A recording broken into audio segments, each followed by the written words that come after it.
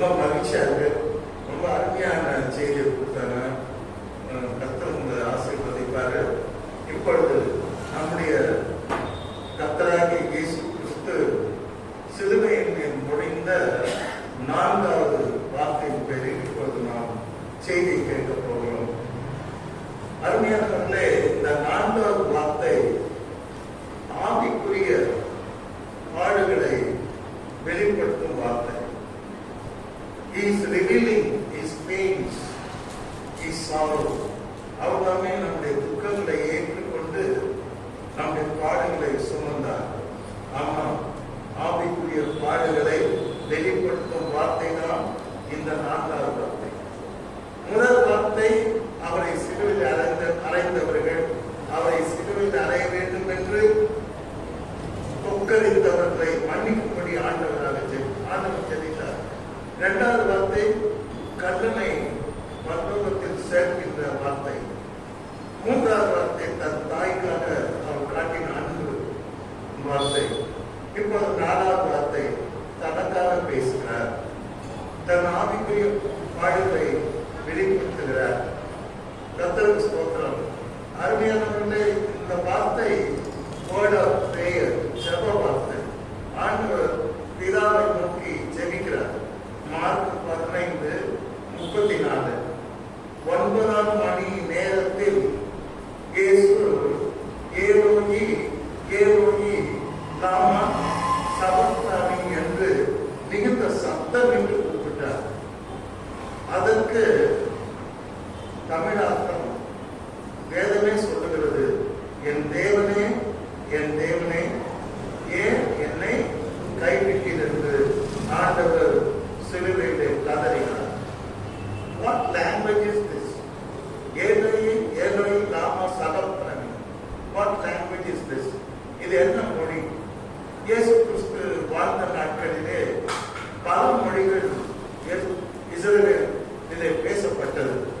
ஒன்று எபிரேய மொழி, இன்னொன்று சீரியன் லாங்குவேஜ், சிறிய மொழி. அடுத்து கிரேக்க மொழி இருந்தது. 4வது அரேபிய மொழி, அரபிக் லாங்குவேஜ். கர்த்தர் சிலுவையிலே ஏலோயி ஏலோயி லாமா சபக்தானி என்று அரேபிய மொழியிலே அவர் பேசினார். பிதாவோடு கூட அவர் பேசினார், ஜெபித்தார் என்று நாம் பார்க்கின்றோம். அருமையானவர்களே, இந்த 4வது வார்த்தை தீர்க்கதரிசனத்துடைய நிறைவேறல்.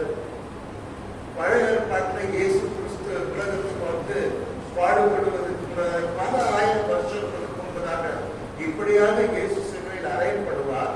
அறையப்படும் பொழுது என் தேவனே ஏன் என்னை கைவிட்டீர் என்று அவர் சொல்வார் என்று தீர்க்கதரிசிகள் உரைத்தார்கள். அதனுடைய நிறைவேற்றம் தான் இந்த வார்த்தை. சங்கீதம் 22:1 நீங்க படிச்சு பாருங்க, அங்க இருக்கும், என் தேவனே ஏன் என்னை கைவிட்டீர். வரப்போகிற கிறிஸ்து சிலுவையில மறிக்கும் பொழுது என்ன சொல்வார் என்பதை கூட தீர்க்க தரிசனமாக முன்னுரைக்கப்பட்டது. எஸ், அருமையானவர்களே, இந்த வார்த்தையை நாம் தியானிக்கும் பொழுது ஏசாயா தீர்க்கதரிசி 53ஆம் அதிகாரம் 12வது வசனத்திலே சிலுவையில் அறையப்படுகிற ரட்சகர் என்ன பண்ண போறார் அப்படின்னு அவர் 700 வருஷத்துக்கு முன்னதாகவே அவர் தீர்க்க தரிசனமாக முன்னுரைக்கிறார். அவர் தம்முடைய ஆத்மாவை மரணத்தில் கூற்றி, அவர்னா யாரு? ஆண்டவர் இயேசு கிறிஸ்து. அக்கிரமக்காரர்கள் ஒருவராக எண்ணப்பட்டு, வேதம் சொல்கிறது, அவர் அக்கிரமக்காரர்கள் ஒருவராக எண்ணப்பட்டார். அநேகருடைய பாவத்தை தாமே சுமந்தார். கேட்டீங்கன்னா, அக்கிரமக்காரருக்காக வேண்டிக் கொண்டது நிமித்தம் அநேகரை அவருக்கு பங்காக கொடுப்பேன், பலவான்களை அவர் தமக்கு கொள்ளையாக பங்கிடுவார். இந்த வசனத்திலே அவர் அக்கிரமக்காரரில் ஒருவராக எண்ணப்பட்டார். ஆகவேதான் அவர் சிலுவையில் அறையப்பட்டார். இதை குறித்து அவர் சிலுவையில் அறையப்படுவதற்கு 700 வருஷத்துக்கு முன்னாலே தீர்க்கதரிசி சொல்லுகிறார். அதனால சொல்கிறார், அவர் அநேகருடைய பாவத்தை தாம் ஒருவராக சிலுவையிலே சுமப்பார் என்று அவர் சொல்லுகிறார். நாம்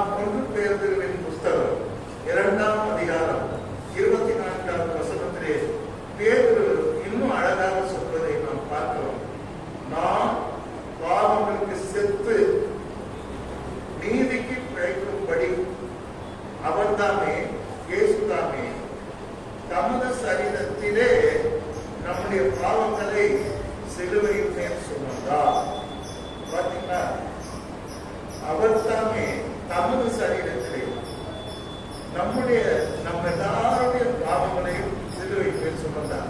நம்முடைய பாவம்னா அவர் மேல போயிடுச்சு. நம்மை பாவத்திலிருந்து விடுவிக்கும்படியாக நீக்கும்படியாக அவர் நம்முடைய பாவங்களை அவர் ஏற்றுக்கொண்டார்.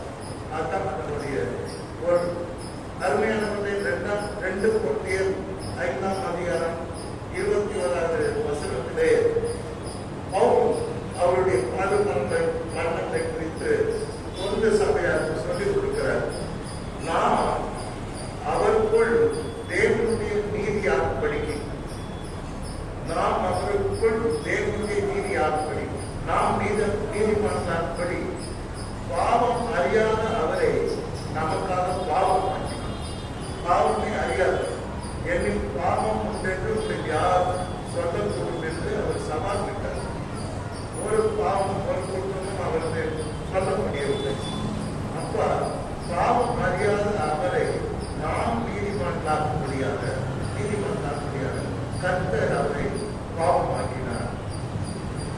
பாவத்தினால் வருகிற சாபத்தை நம்ம விட்டு போகும்படி கலாத்தியர் 1ஆம் அதிகாரம் 13ஆம் வசனத்திலே பவுல் கலாத்தியருக்கு எழுதுகிறார். மரத்திலே தூக்கப்பட்ட எவனும் சபிக்கப்பட்டவன் என்று எழுதியிருக்கிறபடி கிறிஸ்து நமக்காக சாபமாகி நியாயப்பிரமாணத்தின் சாபத்திற்கு நம்மை நீங்களாக்கி மீட்டுக் கொண்டார். கிறிஸ்து நியாயப்பிரமாணத்தை நிறைவேற்ற நம்ம சபிக்கப்பட்டவன். நம்மளால நியாயப்பிரமாணத்தை நிறைவேற்ற முடியாது. நாமும் சாபத்துக்கு உட்பட்டவர். ஆகவே இந்த சாபத்தை போக்குறதுக்காக, பாவத்துக்கு போக்குறதுக்காக, பாவம் அறியாத அந்த ரட்சகர் இயேசு சிலுவிலே பாவமானார், சாபமானார். நம்மை பாவத்திலும் சாபத்திலும் விடுவிக்கும்படி ஆண்டவர் அப்படி ஆனார் என்று விசுவாசிகளுக்கு சொல்லிக் கொடுக்கிறார். இன்றைக்கு நாமும் கூட அதை உணர்ந்து எனக்காக நீ பாவமானிலே ஸ்தோத்திரம், சாபமானிலே ஸ்தோத்திரம், எல்லா பாவ சாபத்தை விடுவிக்கிறதுக்காக இப்படி ஆணினேன் நன்றி செலுத்த வேண்டும். யோவான் ஸ்நானகன் முதல் முறையாக ஆண்டவர் இயேசு கிறிஸ்துவை பார்க்கும் பொழுது பெரிய கூச்சல் போட்டார். என்ன சொன்னார் தெரியுமா? மறுநாளிலே இயேசு யோவான் இயேசுவை தன்னிடத்தில் வர கண்டு, இதோ உலகத்தின் பாவத்தை சுமந்து தீர்க்கிற தேவ ஆட்டுக்குட்டின்னு சொன்னார். யார் பாவத்தை சுமந்து தீர்க்கிறார்? இங்க உட்கார்ந்து இருக்கிற நம்முடைய பாவத்தை மாத்திரம் அல்ல, அல்லது உலகம் முழுவதும் இருக்கிற திருச்சபை விசுவாசிகளுடைய பாவத்தை மாத்திரம் அல்ல, உலகத்தின் பாவத்தை. உலகம் எவ்வளவு பெருசு? 800 கோடி மக்கள் வாழ்ந்துட்டு இருக்கிறார். வாழ்ந்தவர் கோடி, இறந்தவர் கோடி, வாழ்ந்தவர் கோடி, இனிங்க பிறந்தவர் கோடி. அத்தனை பேருடைய பாவத்தையும் தனி பொருளாக ஆண்டவர் சிலுவையிலே சுமந்தார். அதை தான் யோவான் உலகத்தில் சொல்லுகிறார். இவரை யாரும் நினைச்சுக்க போறீங்க, இயேசுனா புத்தர் மாதிரி, மகாவீரர் மாதிரி, ஒரு செய்தமாய் நினைச்சுக்க போறீங்க. இவர் உலகத்தின் பாவத்தை சுமந்து தீர்க்கிற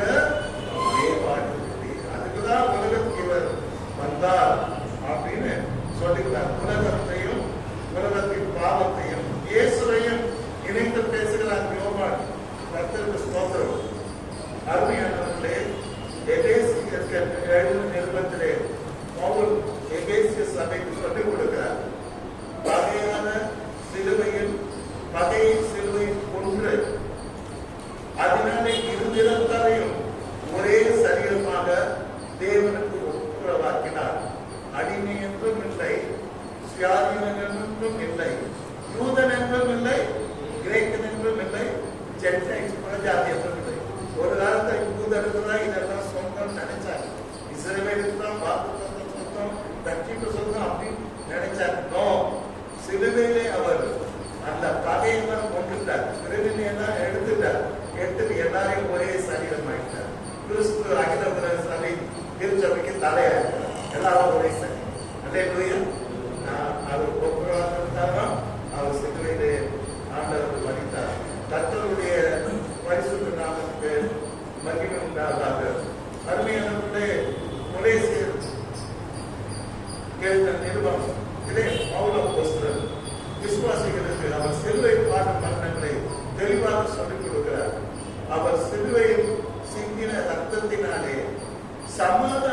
உண்டாக்கினார். இயேசு கிறிஸ்து சமாதானத்தை உண்டாக்கினார். பரலோகத்துக்கும் பூலோகத்துக்கும் ஒரு பெரிய பிரிவினை இருந்தது. அந்த பிரிவினை சுவரை ஆண்டவர் உடைத்தார். கேட்டீங்கன்னா, அந்த தடுப்பு சுவரை கர்த்தர் உடைத்தார்.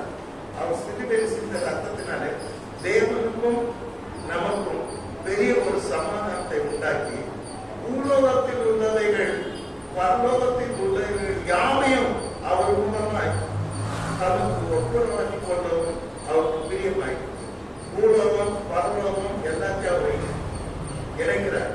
அதாவது அவர் பரலோகத்தின் வாசலை திறக்கிறார். பூமியில் இருக்கிற அத்தனை பேரும் பரலோகத்துக்கு போலாம். அவர் ரத்தத்தை பற்ற விசுவாசத்தினார் அப்பேற்பட்ட ஒரு வாசலை திறக்கிறார். தேவனுக்கு பாவத்தினால் தேவனை பிரிந்திருந்த நம்மை தேவனோடு அவர் ஒப்புரவாக்கினார். ஒப்புரவாவின் ஊழியத்தை ஆண்டவர் சிலுவையிலே செய்து முடித்தார். எஸ், இப்போ பரலோகராஜனுக்கு யாரும் போக முடியாது, அப்படின்னு யாரும் கதவு கூட்ட முடியாது. இயேசு கிறிஸ்து சிந்தின ரத்தத்தினால அவர் என்ன பண்ணியிருக்காரு? பரலோக வாசலை நமக்கு திறந்து வைத்தார். அல்லேலூயா. நான் டேட் ஜாப் பண்ண சொல்றேன். இந்த ரத்தத்தை மட்டும் விசுவாசத்தினால பரலோக ராஜ்யத்துக்கு போற பாக்கியத்தை கொடுத்தீங்கள, ரொம்ப ஸ்தோத்திரம். இப்போ இவ்வளவு காலம் மூடப்பட்டிருந்த அந்த பரலோக ராஜ்யம் கதவை கர்த்தர் திறந்து விட்டார். எப்படி? அவர் ரத்தத்தினால.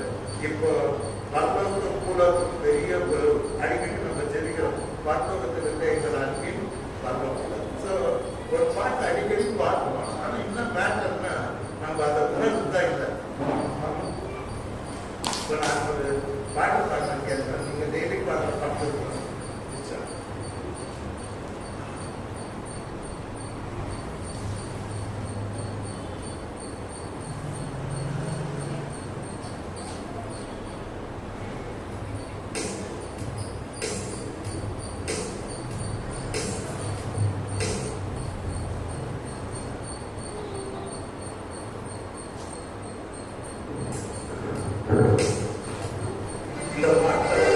ஒரு சென்டென்ஸ் என்னன்னா, பரலோக வாசலை இயேசு திறந்தார் அப்படின்னு போட்டுருக்கு.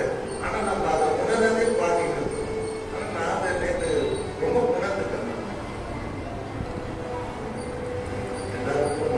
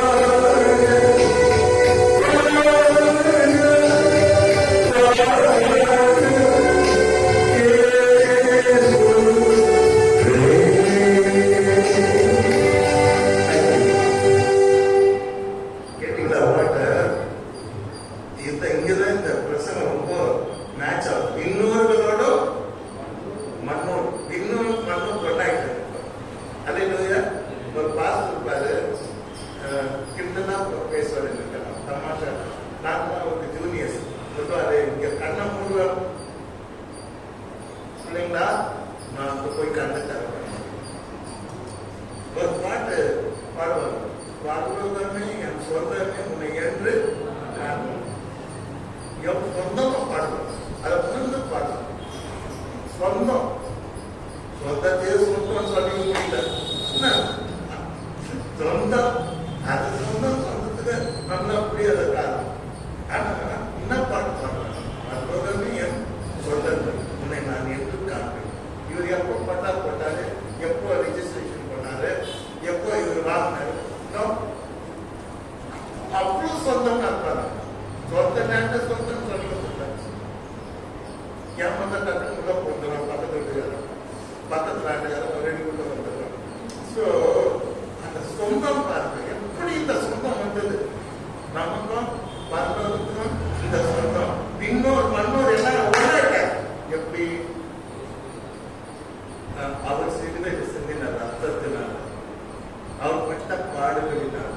கேட்டீங்களா? பரலோகத்துக்கும் உலகத்துக்கும் ஒப்புர வைக்கிறார் கர்த்தர். நம்ம எல்லாரும் மோட்சத்தின் மக்கள். அதாவது தேவனுடைய ராஜ்யத்தில் சுதந்திரவாதிகள், தேவனுடைய ராஜ்யத்தில் புத்திரர்கள், புத்திரிகள். மறந்துடாதீங்க, we are a special people. விண்ணோர்களும் மற்றவர்களும் என்றைக்கும் வாழ்ந்தது. இதை விட இது டாப் என்னன்னா ஹைலைட் என்னன்னா பரம வாசல் திறந்தோம் நீர் வாழ்க. என்ன வாசல் திறந்தார் கர்த்தர்? பரம வாசல். பரம வாசல் means heavenly door. It was open close. அப்ப ஆண்டவர் வந்து சிலுவையில மறிக்கிற வரைக்கும், ரத்தம் சுத்துற வரைக்கும் யாரும் பரலோகத்துக்கு போக முடியாது. இப்போ கர்த்தர் ரத்தம் சுத்தி பரலோக வாசலை திறந்துட்டாரு. அதுக்கு ஒரு வசனம் இருக்கு. எபிரேயர் 10ஆம் அதிகாரம் 19வது வசனம். ஆகையால் சகோதரரே, நாம் பரிசுத்த ஸ்தலத்தில், ஆகையால் சகோதரரே போல் எழுதுறார், நாம் பரிசுத்த ஸ்தலத்தில் பிரவேசிப்பதற்கு இயேசுவானவர் தாமே தமது மாம்சமாகிய திரையின் வழியாய் புதியதும் ஜீவனமான மார்க்கத்தை நமக்கு உண்டு பண்ணினார். அல்லேலூயா, அல்லேலூயா. புதிதும் ஜீவனமான ஒரு வழி. இயேசு சொன்னார், நானே வழி, யாவனும் வழி கிடையாது, நான் தான் வழி. இயேசு கிறிஸ்து வழிகாட்ட வந்தவர் அல்ல, வழியாய் வந்தவர். நிறைய பேர் வழிகாட்ட வந்தவர், இப்படி நட அப்படி நட அப்படி. ஆனா இயேசு தன்னையே சொன்னார், நான் தான் வழி. என்ன பொறுத்து வழி? பரலோகராஜ்யத்துக்கு பொறுத்து வழி. என்னை இல்லாமல் ஒருவனும் என் பிதாவினிடத்தில் வரான். என்னை இல்லாமல் ஒருவனும் கடவுளை காண முடியாது. என்ன மாதிரி சீமானா கிங்கா பூமியில் இருந்தாலும் அவரால் இல்லாமல் ஒருவரும் பரலோகராஜ்யத்தில் பிரவேசிக்க முடியாது. ஏன்னா தன் மாம்சமாகிய திரையின் வழியாது புதிதும் ஜீவனமான மார்க்கத்தை சிலுவை கொண்டு கொடுத்தார். மாம்சத்தின் திரையை பிடிச்சாரு, அந்த பரலோகம் தந்துச்சு. எல்லாரும் போனோம். அல்லேலூயா. நாங்க அமெரிக்கா போகும்போது விசா வாங்குறதுக்கு காத்துட்டு இருக்கோம். இப்போ வேற மாதிரி ஆயிடுச்சு. அம்மா ராத்திரி 12 மணிக்கு போய் உட்காந்துருக்கோம். எப்பேற்பட்ட சீமான பிளாட்ஃபார்ம்ல தான் லைட் நிற்கணும். என்னால அவங்க நிற்க முடியாது. அம்மா போய் 12 மணிக்கு துட்டு போட்டு நல்லா டாக்டர் பெரிய லைட் நிற்பாங்க. விசா கூட விட மாட்டாங்க, எப்போ செய்வாங்க. ஸோ அவங்க 12 மணிக்கு துண்டை போட்டு போய் அவங்க உட்காந்துருந்தாங்க. நான் காலையில் 10 மணிக்கு போறேன். அம்மாவை தள்ளிட்டு நான் போயிட்டு அம்மா எது இருந்தாங்க உட்காந்து. அது உள்ள போனா அதுலயும் தைரியம். எப்படின்னா 10 மணிக்கு தான் ஆபீஸ் திறப்பாங்க. எல்லாம் வரும், எது விசா வாங்க ட்ரெயின்ல வரும்.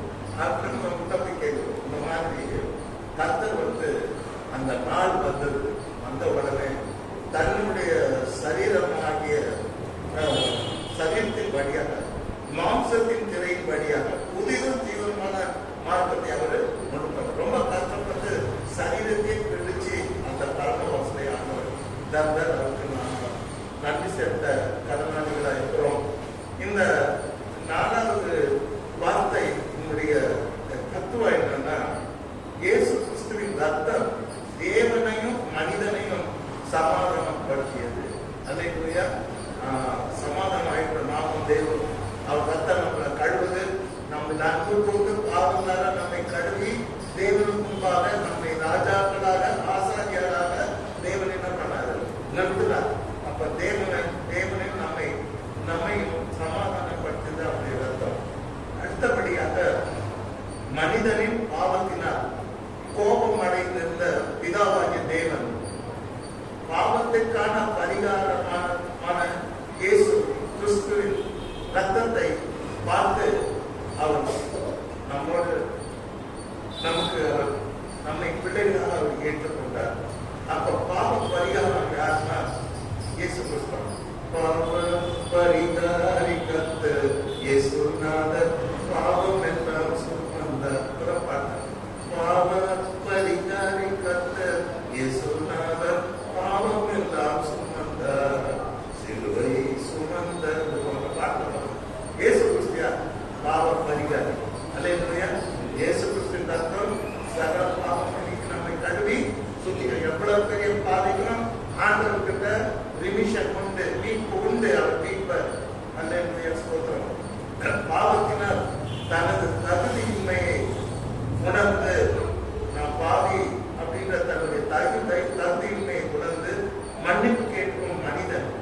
தனக்கு வர வேண்டிய பாவத்தின் தண்டனையை இயேசு கிறிஸ்து ஏற்றுக்கொண்டதை உணர்ந்து விசுவாசித்து அவர் தன்னை உள்ளத்திலே ஏற்றுக்கொள்ளும் பொழுது அவன் தேவனோடு கூட சமாதானமாகிறான். கர்த்தருக்கு ஸ்தோத்திரம். நமக்கும் நாம் தேவனுடைய பிள்ளைகளாகிறோம். அடுத்தபடியாக இயேசு கிறிஸ்து சிலுவையில் ஏன் கைவிடப்பட்டிருந்தார் என்றால், நாம் என்றென்றும் தேவனால் கைவிடப்படாமல் இருப்பதற்காக இயேசு கிறிஸ்து கைவிடப்பட்டார். அல்லேலூயா. நம்முடைய கரங்களை தேவனோடு இணைப்பதற்காக இயேசு கிறிஸ்து கைவிடப்பட்டார். அல்லேலூயா. இதுவரைக்கும் நம்ம கரம் தேவனுடைய கரத்தோட இணைக்கப்படுது. After his death, after shedding all his blood, நம்ம கரம் தேவனோடு சேர்ந்துச்சு. அதுக்காக அவர் கைவிடப்பட்டார். சிலுவையில் சிறிது நேரம் ஆண்டவர் ஆறுதல் என்று தவித்தார். என் தேவனை ஏன் கைவிட்டீர்கள்? ஏன் தெரியுமா? நம்ம எல்லாரும் ஆறுதல் அடையணும் அப்படின்னு சொல்லிட்டு அவர் சிறிது நேரம் ஆறுதல் அற்றவராக சிலுவையிலே தவித்தார். அருமையானவர்களே, பாவத்தினாலே தேவனை பிரிந்து தவிக்கும் மனித இனத்தையும் தேவனோடு பாவத்தினால் தேவனை பிரிந்து தவிக்கும் மனித இனத்தை தேவனோடு பரலோகத்தோடு ஒப்புரவாக்கினார், இணைத்தார் என்பதுதான் இந்த 4வது வார்த்தை சத்தியம். சரி, இப்ப நாம அவருக்கு என்ன கைமாறு செய்யணும்? இவ்வளவு பெரிய தியாகத்தை செய்திருக்கார் ஆண்டவர், ரத்தத்தை கொடுத்திருக்காரு, பாடுபட்டிருக்கார், பரலோக வாசல்ல நமக்காக தத்திருக்கிறார். நாம என்ன கைமாறு செய்ய போகிறோம்? அவருக்காக நாம் வாழ்வோம். பவுல் சொல்றாரு, நான் அல்ல, நான் வாழ்வது கிறிஸ்துவுக்காக, பிகாஸ் எனக்காக சிலுவையில் அறையப்பட்டார் அப்படின்னு பெருமையா சொல்றாரு. 2வது, அவருடைய சிலுவையின் அன்பை இந்த உலகத்துக்கு நாம சொல்வோம். அதுதான் நாம செய்யற கைமாறு. 3வது, உலகத்துக்கு தேவனுடைய அன்பை நாம் முதலாவது தேவனுடைய அன்பை சொல்வோம். 2வது, இந்த சிலுவையின் அன்பினுடைய ஆழம், நீளம், அகலம், உயரம், இதை நாம் அறிந்து அந்த அன்பிலே நாம் மகிழ்வோம். 4வது, அனுதினமும் அவரை நாம் போற்றி புகழ்வோம், அவருடைய பேரன்புக்காக. 5வது,